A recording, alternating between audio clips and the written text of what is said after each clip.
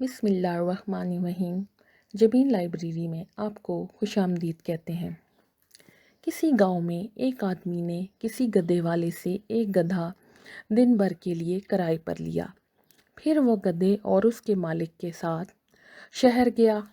وہاں سے سامان خرید کر گدھے پر لادا اور گاؤں کی طرف چل پڑا۔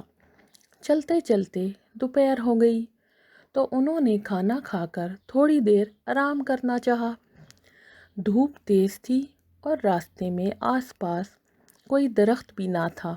دونوں چاہتے تھے کہ گدھے کو کھڑا کر کے اس کے سائے میں بیٹھ جائیں، مگر یہ سایہ دو آدمیوں کے لیے کافی نہ تھا، اس لیے دونوں ایک دوسرے کو دھکے دینے لگے۔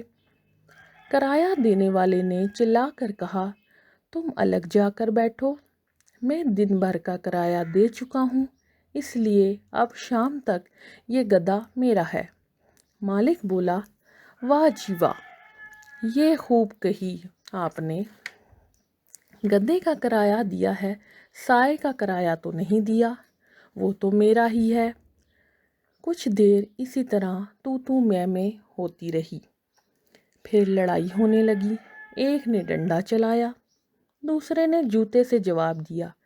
اسی کھٹ پٹ میں ایک ڈنڈا گدھے کے بھی لگ گیا اور وہ جان بچانے کے لیے ایک طرف کو بھاگ گیا۔ سایہ نہ ایک کے ہاتھ آیا نہ دوسرے کے۔